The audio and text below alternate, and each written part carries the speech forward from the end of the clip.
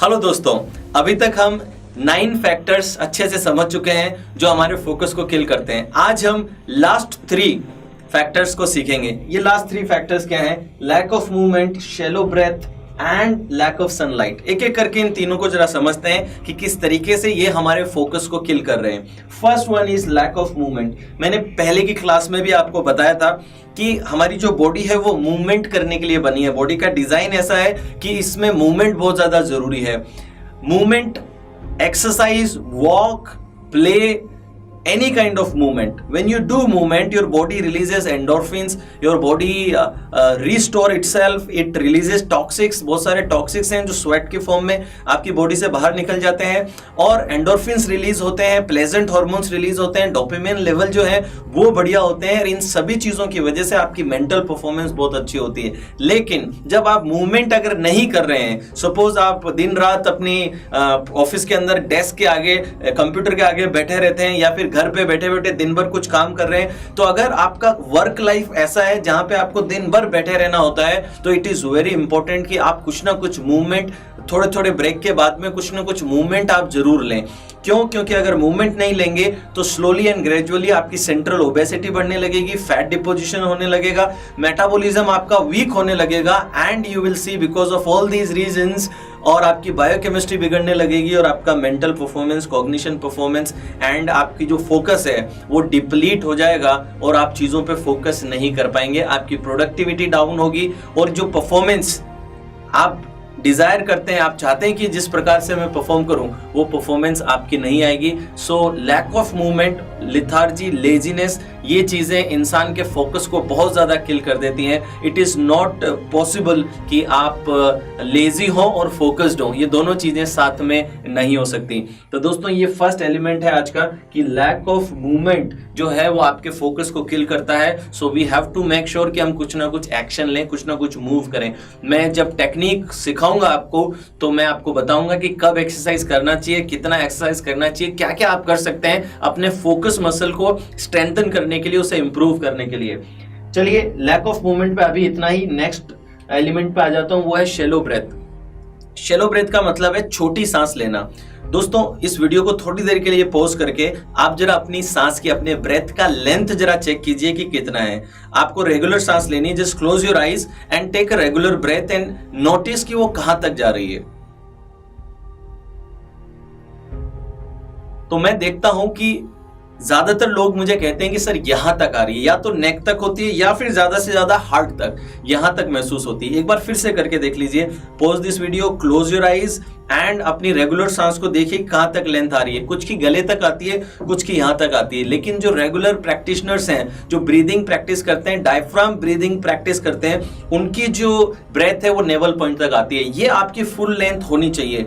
अब इससे प्रॉब्लम क्या होती है? क्योंकि आपकी ब्रेथ शॉर्ट है, यानी कि आपके ब्रेन में ऑक्सीजन कम पहुंचेगा, आपकी बॉडी में ऑक्सीजन कम जाएगा। और मैंने पहले भी बताया, आपका ब्रेन जो है वो पूरा ऑक्सीजनेटेड रहे तो वो ज्यादा फोकस कर सकता है, मेंटल परफॉर्मेंस ज्यादा बढ़िया रहती है।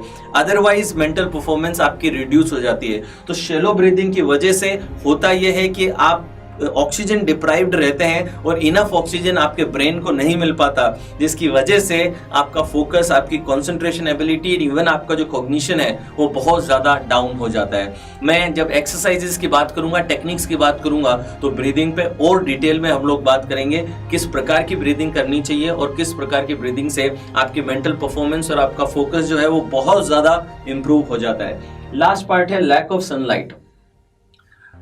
दोस्तों, सनलाइट का हमारे शरीर पे पड़ना बहुत ज्यादा जरूरी है, क्योंकि जब सनलाइट हमारी स्किन पे या हमारी आंखों पे पड़ती है तो इसके रिएक्शन में हमारी बॉडी विटामिन डी बनाती है।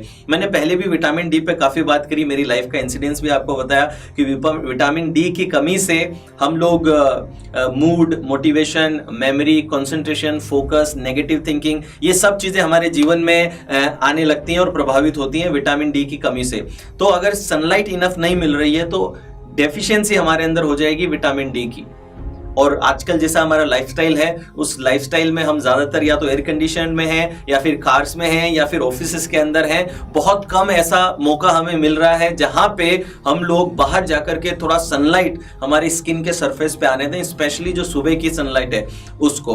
तो दोस्तों हमें टाइम निकालना पड़ेगा, और टाइम निकाल करके एटलीस्ट 10 to 15 मिनट्स हर रोज मेक श्योर कीजिए कि आप सनलाइट को अपने शरीर पे आने दें। इससे आपका फोकस बढ़ेगा, विटामिन डी के जो लेवल हैं वो भी बैलेंस होंगे। तो दोस्तों ये रहे पूरे 12 एलिमेंट्स जो अभी तक हमने देखे। इन 12 एलिमेंट्स को हमने समझा, प्लस हमने ये जाना कि किस तरीके से ये हमारे फोकस को किल करते हैं। तो अभी तक का जितना भी फाउंडेशन है उसको एक बार आप रिवाइज कर लीजिए, क्योंकि नेक्स्ट सेशन से हम लोग अब प्रैक्टिकल टेक्निक्स की बात करेंगे कि क्या टेक्निक्स हैं जिससे फोकस आप बढ़ा सकते हैं। साइंस, एंशिएंट विजडम और साइकोलॉजी, इन तीनों को मिक्स करके इन टेक्निक्स को बनाया गया है। बहुत पावरफुल स्ट्रैटेजीज हैं। आप देखेंगे कि अगर आप रेगुलरली इन टेक्निक्स को प्रैक्टिस करते हैं तो विद इन 28 डेज आपको काफी इंप्रूवमेंट अपने फोकस और अपनी कंसंट्रेशन पावर में दिखने लगेगा। तो जितना भी अभी तक कोर्स चला है उसको एक बार रिवाइज कर लीजिए। आई होप कि आप उसके नोट्स बना रहे हैं, नोट्स को स्टडी कर लीजिए, क्योंकि अब नेक्स्ट क्लास से प्रॉपर प्रैक्टिकल एप्लीकेशन शुरू हो जाएगी। मैंने कई बार ये कहा है that knowledge is not power, application of knowledge is power. But कई बार हम नॉलेज लेते हैं और एग्जीक्यूशन जो करते हैं उसमें बहुत गैप रख देते हैं, जिस वजह से हमारा मोटिवेशन डाउन होता है। लेकिन अब आपको ये नहीं करना है। मैं नेक्स्ट क्लास से हर वीडियो में एक टेक्निक आपको बताऊंगा और उस टेक्निक को तुरंत एक्शन में लाना है, एग्जीक्यूशन में लाना है। And I am sure about it कि within few days of practice you will see कि आपका जो फोकस और कंसंट्रेशन लेवल है वो बहुत अच्छे से बढ़ जाएगा। आपकी प्रोडक्टिविटी इंप्रूव होगी, आपकी क्लैरिटी इंप्रूव होगी। प्रोडक्टिविटी और क्लैरिटी जब इंप्रूव होती है तो आपकी ओवरऑल मेंटल परफॉर्मेंस इंप्रूव होगी। मैंने पहले वीडियो में बताया था that you will be able to focus in all areas of your life one at a time, and you'll have more love in your life, you'll have more passion, energy, you'll have more excitement and zeal for life, and whatever goal that you want to achieve, you will be able to achieve them effortlessly with powerful focus.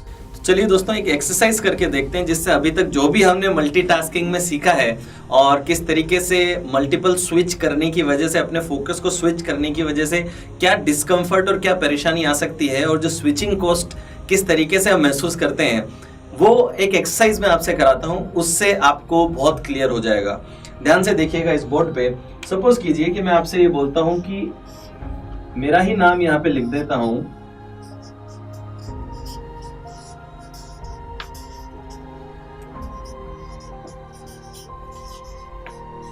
Suppose ये नाम मैंने लिख दिया, और अब मैं आपको बोलता हूं कि हर एक लेटर के नीचे एक नेचुरल नंबर लिखना है सीक्वेंस में।